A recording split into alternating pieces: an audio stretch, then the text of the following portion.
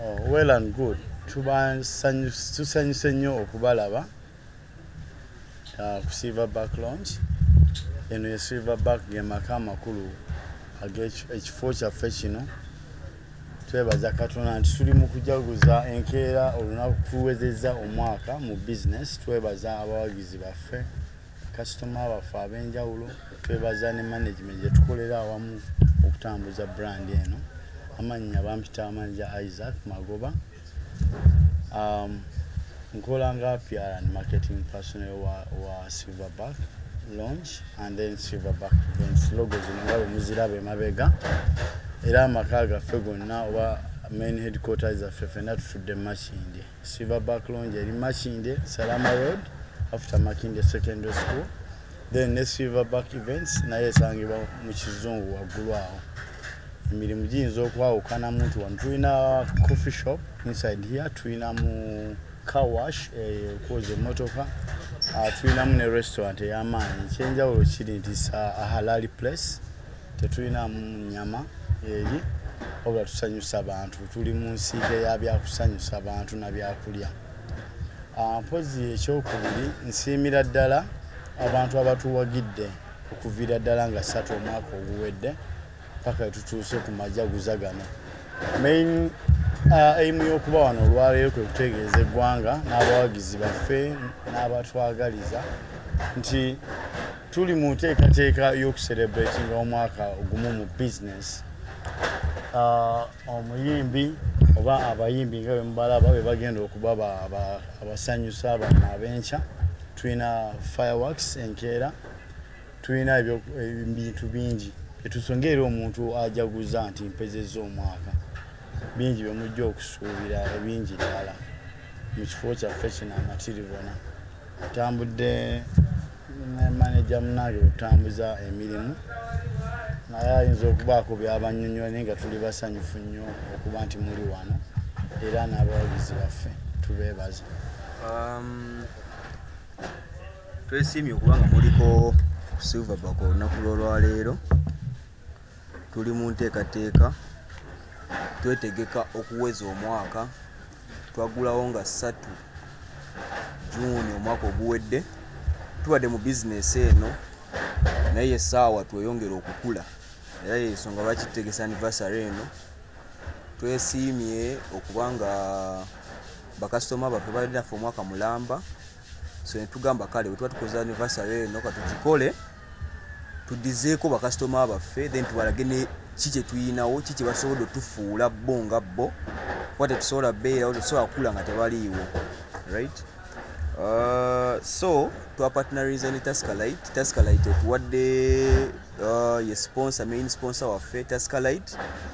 Ne tuba ne SilverBack events ne bagamba tukikwasaganye wamu ffenna tumakinge sure olunaku lubeera nga lwa masanyu nga bwe twagala lubeere. So ku lunaku luno olw'enkya nga 3 ku lw'omukaaga tugenda kubeerawo n'abayimbi 3. Tugenda kubeerawo ne Weninwaji, tugenda beera ne Kalifa Aganaga, tugenda kubeera ne Samasoja. Be bayimbi baffe be tugenda okubeera nabo. Naye ne seti y'aba DJ nayo weeri era nnene. Aba headlines tulina DJ Boogie, DJ Kuzi, DJ Cuts be bagenda okuheadlininga ye set yonna gye tuyina eyo. Then Vianandi yagenda okubeera main, agenda okuba MC oba host, then ne MC hype man. So olunaku olwo tulwesunze nnyo ffe nga ffe nera kyemmanyi naye bakasitoma ffe balwesunze.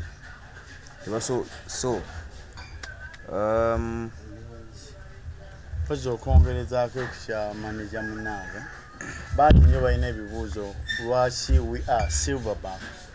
SilverBack abamu bayitawo bagamba what is behind amazike gano ge mulaba ge tufimbye ku kkubo okwo ebipande eby'amazike ebingi. SilverBack is the male gorilla, ezzike sajja liba ne silver ku mugongo.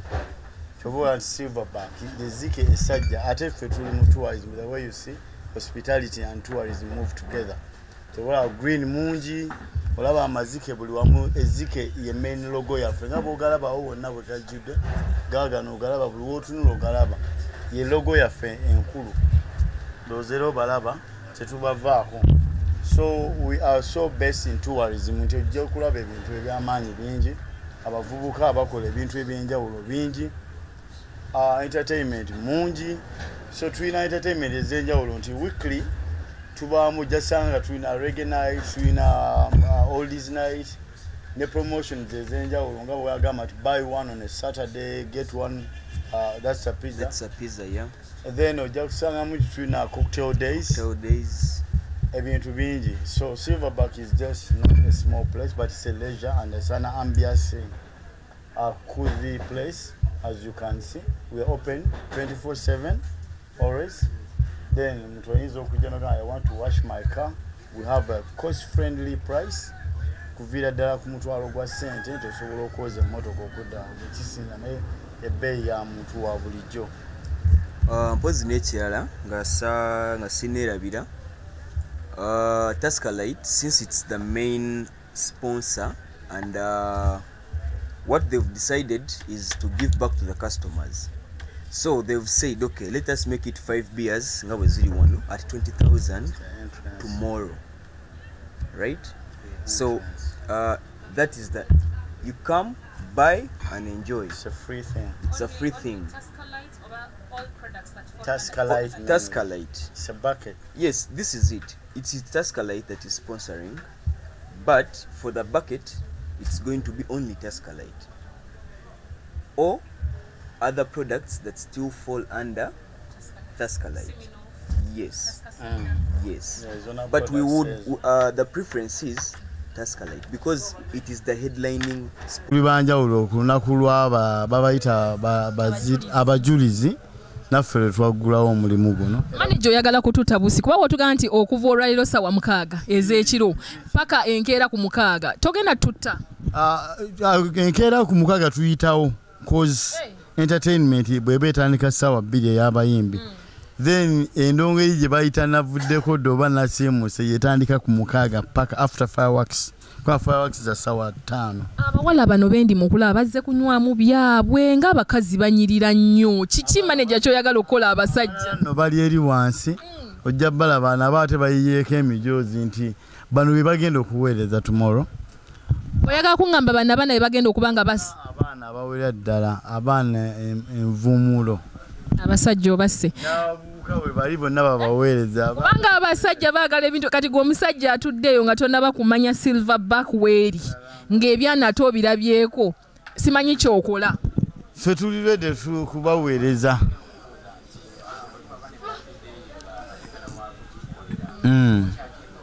Unfortunately, charging a birthday venue.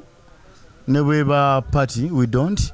Wabula, we have tailored menus that we are designing strictly buli muntu for events. Tujja kwesa all menu ya mitwalo 2, ey'ebiri kitundu, ey'esatu, kasavu kanyama. Go weeronderako woogwa kyesijja kulemba kale ne okukira ddala ku gumu ekitundu nti wawayagala akati k'ennyama kasikiwa oba ekifi ky'enkoko at 15,000 nagani n'abantu bange 2 oba 15. This is what I can afford. Kyetwerabira nti ffe twajja kuweereza omuntu wa bulijjo wa wansi tetumwetaaga tulina muntu wa bulijjo n'awa. Hi, omulabi wange omulungi nkubuuzako munange oli otya osibye otya eyo embeera egenda etya Melissa Mayanjawo siva wera mbeerawo nga nkufeffettera munange byayinza okuba nga oyagala okumanya mu bitundu kikigudde wakigwa kwani nze mbeerawo okubeera nga mbikuleetera munange. Njagala babuuzaako mwenna abafunye ebirungi era nembebaza nembasanyukirako ate nammwe abatanatuukayo ng'enkola yange mbagamba nnyo nti lemerako ojja kutuukayo olunaku luliba lumu. Melissa Mayanja nze ne promoter Abby ku kamera ate nga olwaleero siina walala wendi okugjako akafo kalima kindye wano naye nga njagala nsooka empiseewo omwami Sula Motors ono mune yeegulidde erinnya mu mmotoka. Oyagala mmotoka kikaaki oyagala mmotoka namba kinamba plate ki Sula Motors akugamba totawaana va ku baffere b'emmotoka tambula ogende wali ku Makindye ku Salama Road opposite Africa Oil osangewo omwami Sula Motors abeere nga akuwa emmotoka ey'ebirooto byo ate era akugamba ne woba oyina ttaka akugamba kwata ekyapa kwata endagaano bimuwe ku mmeeza abeere nga kw'emmotoka ey'ebirooto byo. Saagala kurisaawo kuba vibe nga bwe mundaba enkya Martyrs Day naye tuli wane ekifo bakiyita SilverBack Lounge. Ngera muyinza okulaba promoter abe bifaananyi byali mu biteekayo bulungi mulaba ntuli mu bbaala kifo kya kusanyukibwamu ate nga balina ne restaurant kwegamba kintu kya mulembe nnyo ebifaananyi musobola okuba nga mubiraba balina kwegamba the ambience is so amazing ekifo kirungi nnyo munnange osobola okujja n'owummuliramu ate n'obeera nga ofuna ekyo kye wandyetaaze okukyakala n'obulamu okuba nga butambula wali wonna obeere nga obukwasaganya kakati tugenda kuba tunyumyamu ne manager kubanga enkya baweza omwaka mulamba mu nsiike ey'okubeera nga banyumya oba emboozi ey'okunyumisa embeera onywaki oyagala kyakalirawa kiki kyoyagala kyakunywaki gwe kyowulira nti kyoyagala nga wano tekiriiwo sikirabawo kubanga okutandikira ddala ku beers actually juices smoothies shakes kakaawa ebyokunywa ebyo ebijjako abantu berenawo ebiri mu kifo kino munnange whisky beers vodkas kiki kyoyagala menye kindeke kyebimu si bimanyi bulungi naye nga bagenda kubanga obiraba ku screen yo ate nawe nkujjukiza nti atanakwata mu kadde ako kwatamu bukwasa akadde ako akamyufu obeere nga munnange otugoberera SATV Media njagala tunyumyemu ne manager